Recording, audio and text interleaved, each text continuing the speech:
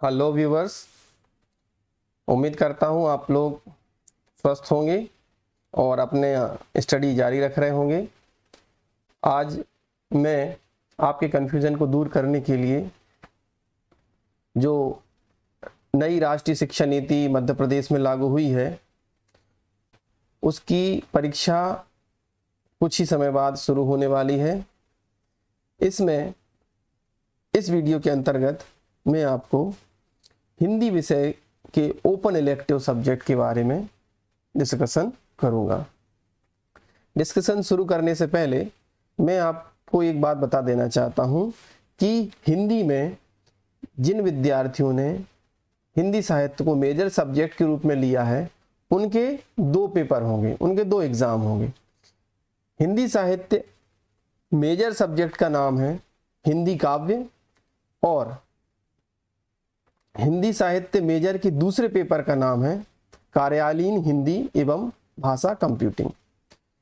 अब जैसा कि मैंने इसके पिछले वाले वीडियो में आप लोगों को बताया था कि जिस विद्यार्थी का मेजर विषय हिंदी साहित्य होगा उस विद्यार्थी का माइनर नहीं होगा, और जिस विद्यार्थी का माइनर विषय हिंदी साहित्य होगा उसका मेजर नहीं होगा। दोनों में से कोई एक ही ले सकते हो आप। जैसा कि आपका हिस्ट्री अगर मेजर सब्जेक्ट है तो हिस्ट्री माइनर में नहीं हो सकता, इसी तरह ये सबके साथ है। एक बात और है कि अगर आपने हिंदी साहित्य को मेजर या माइनर विषय के रूप में लिया है तो आपका ओपन इलेक्टिव के रूप में हिंदी नहीं हो सकता। ये बात क्लियर रखिएगा।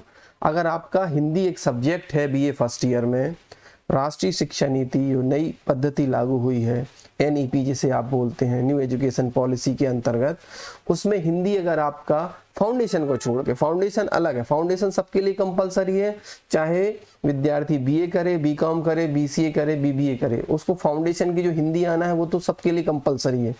लेकिन हम हिंदी साहित्य की जब बात करते हैं, हिंदी मेजर की बात करें, हिंदी माइनर की बात करें, हिंदी ओपन इलेक्टिव की बात करें, तो ये तीनों पेपर अलग अलग होते हैं और इनमें से कोई एक ही आपका होगा।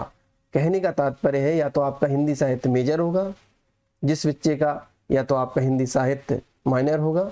यदि आपने ओपन इलेक्टिव में हिंदी लिया है तो ओपन इलेक्टिव होगा। ये तीनों पेपर या इनमें से कोई दो पेपर आपके एक विद्यार्थी के नहीं हो सकते हैं। ये बात क्लियर हो गई। जो चीज समझ में ना आए आप स्किप मत करिए, वीडियो बिल्कुल स्किप मत करिए। बीच बीच में कुछ अगर आप स्किप कर देंगे तो जो महत्वपूर्ण बात है वो आपसे छूट जाएगी। हाँ, साथ ही आप लोग वीडियो देखते हैं लेकिन वीडियो को लाइक नहीं करते हैं। वीडियो को लाइक करने से मुझे ये पता चलता है कि आपको ये वीडियो काम के लग रहे हैं। अगर आप वीडियो को लाइक नहीं करते हैं तो ऐसा लगता है कि आपके लिए काम का नहीं है। और कमेंट में आप पूछ सकते हैं अगर कोई फिर भी कन्फ्यूज़न रह जाता है। आप इत्मीनान से इस वीडियो को ना अकेले में देखिए, माइक्रो ईयरफोन लगा कर देखिए। एक बार समझ में नहीं आए तो दो बार समझिए। स्पष्ट है, एक बात क्लियर मैंने कर दी है कि अगर आपका ओपन इलेक्टिव हिंदी एक मेजर है या माइनर है या ओपन इलेक्टिव, तीन में से कोई एक ही जगह हो सकता है। आपका ऐसा नहीं होगा कि माइनर में भी हिंदी ले लिया आपने, ओपन इलेक्टिव में भी हिंदी ले लिया, ऐसा संभावना नहीं है। मेजर माइनर का तो हो ही नहीं सकता। दूसरी चीज नोट करिए, जो भी आपका मेजर सब्जेक्ट होगा, चाहे वो हिस्ट्री मेजर हो, पॉलिटिकल मेजर हो या हिंदी साहित्य मेजर सब्जेक्ट हो, उसमें दो पेपर होना है। बाकी सभी यानी माइनर का, ओपन इलेक्टिव का और व्यावसायिक पाठ्यक्रम का, इन सब के एक एक पेपर ही होंगे। ये बात क्लियर हो गई है। अब मैं आपके सामने जो ओपन इलेक्टिव, जिन विद्यार्थियों ने ओपन इलेक्टिव के रूप में हिंदी सब्जेक्ट को लिया है, उसके सिलेबस के बारे में डिस्कस करूंगा। देखिए, जब मैं ओपन इलेक्टिव बोलता हूं तो ओपन इलेक्टिव या जेनरिक इलेक्टिव एक ही चीज होती है। सभी विद्यार्थियों ने एक एक ओपन इलेक्टिव लिया है। किसी का ओपन इलेक्टिव में हिस्ट्री हो सकता है, किसी का ओपन इलेक्टिव में पॉलिटिकल हो सकता है, किसी का ओपन इलेक्टिव में और भी जो सब्जेक्ट है वो हो सकते हैं। तो मैं आज डिस्कस करूंगा ओपन इलेक्टिव या जेनरिक इलेक्टिव सब्जेक्ट हिंदी के बारे में। अब जो जेनरिक या ओपन इलेक्टिव हिंदी है उसके पेपर का नाम आप ध्यान से सुनिए। उस पेपर का नाम है हिंदी और विज्ञापन व्यवसाय। हिंदी और विज्ञापन व्यवसाय। तो भारत एक बहुत बड़ा बाजार है। हर कोई भी विदेशी कंपनी भारत आना चाहती है।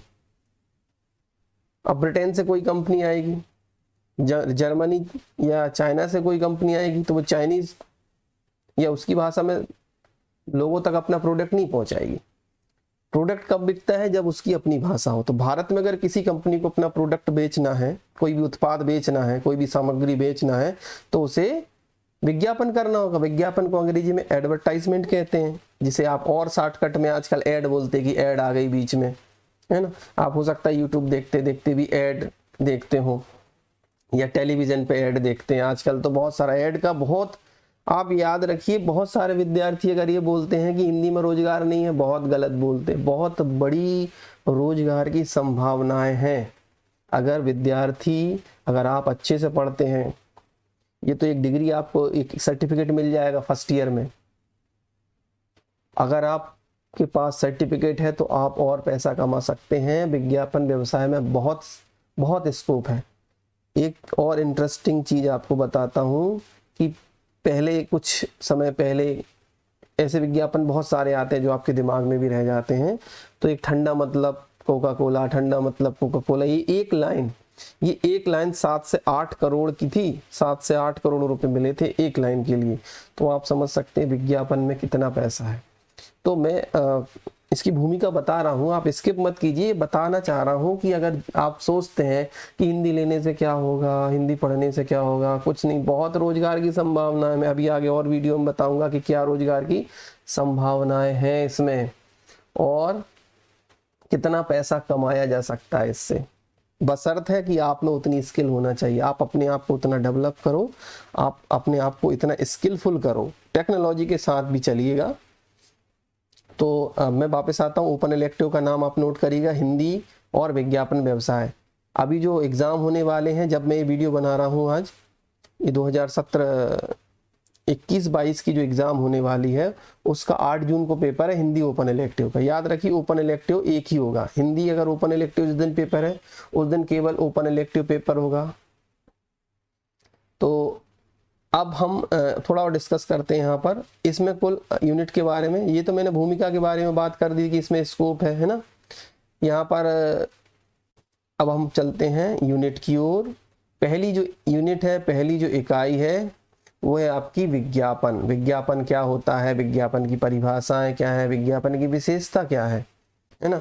विज्ञापन के उद्देश्य क्या है? विज्ञापन का उद्देश्य प्रोडक्ट, जो भी सामग्री, उसके बारे में जानकारी देना ताकि लोग ज्यादा से ज्यादा खरीदें, है ना। बहुत प्रैक्टिकल विषय है और बहुत आनंद आएगा अगर आप इसे पढ़ते हैं तो। विज्ञापन और व्यापार का क्या संबंध है? बहुत संबंध है। व्यापार में वृद्धि जब ही होती है जब विज्ञापन चलते हैं। विज्ञापन अगर नहीं आए टीवी में तो आपको पता ही नहीं लगे, आपको पता ही नहीं चलेगा, लोग जानते ही नहीं, लोगों से कुछ समझते ही नहीं जिसका विज्ञापन नहीं आता है टीवी पे।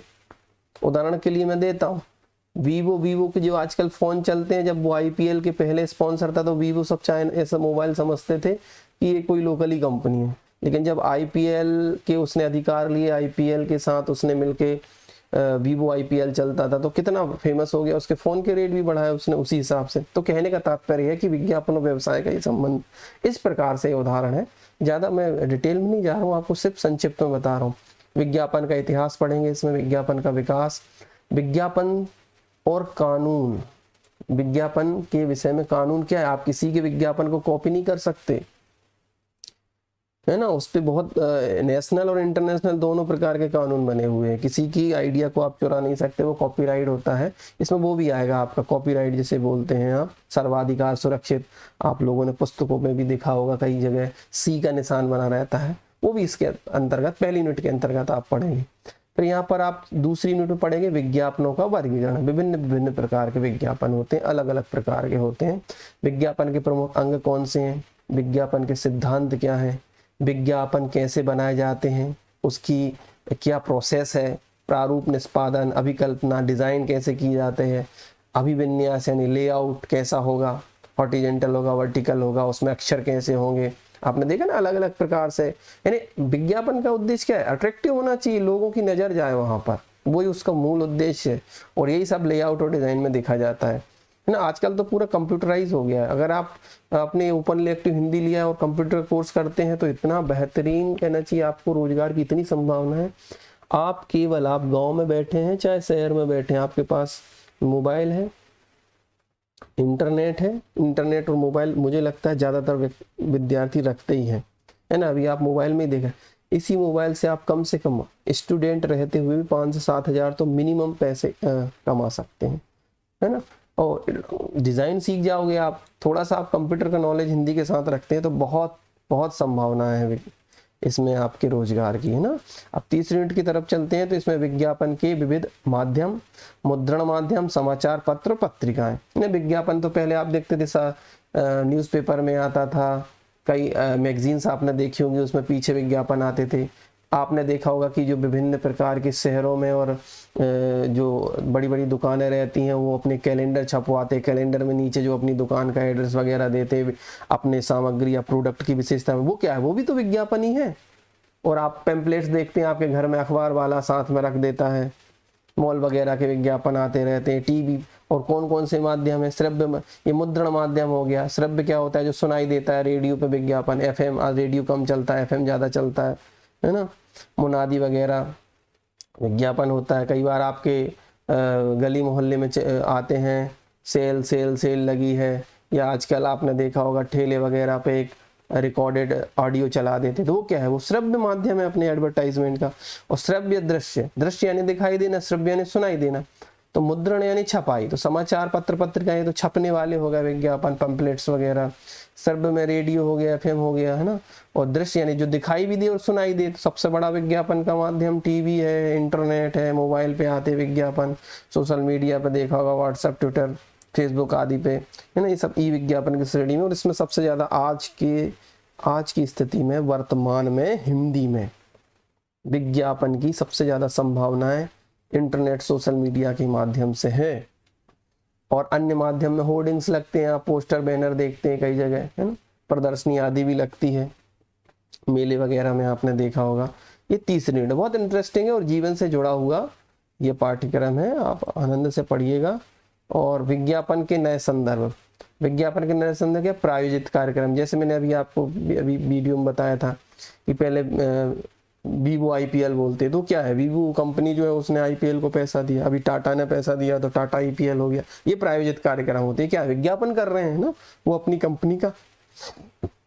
तो विज्ञापन का उपभोक्ता बाजार बहुत जरूरी है। अगर बाजार नहीं होगा, खरीदने वाले नहीं होंगे, भारत में क्यों बड़ी बड़ी कंपनियां आना चाहती हैं, क्योंकि भारत की जनसंख्या इतनी है, भारत में सामग्री की कितनी खपत है, बड़ी से बड़ी कंपनियां यहाँ आना चाहती हैं। तो उसके लिए बाजार होना जरूरी है। तो क्या उपभोक्ता बाजार क्या होता है, उसका अर्थव्यवस्था पर क्या प्रभाव पड़ता है, हिंदी विज्ञापनों से जुड़ी प्रमुख एजेंसियां कौन कौन सी हैं जो विज्ञापन करती हैं या विज्ञापन का माध्यम बनती हैं, है ना।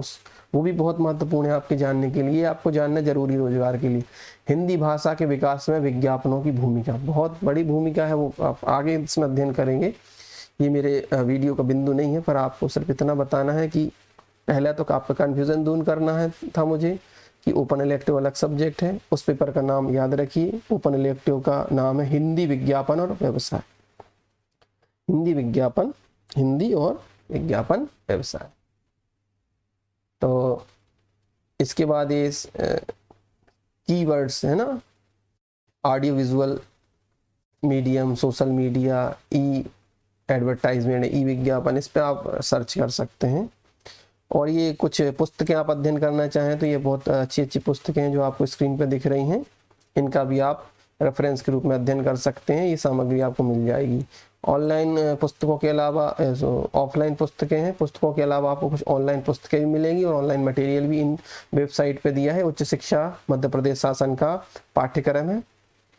यहाँ पर देखिए थोड़ा सा डिस्कशन मैं करना चाहूँगा। आपका जो इंटरनल, जिसे आप सीसी बोलते हैं, रेगुलर स्टूडेंट्स के लिए, वो यहाँ 25 है, अब 30 कर दिया गया, 30-70 के रेशो में है।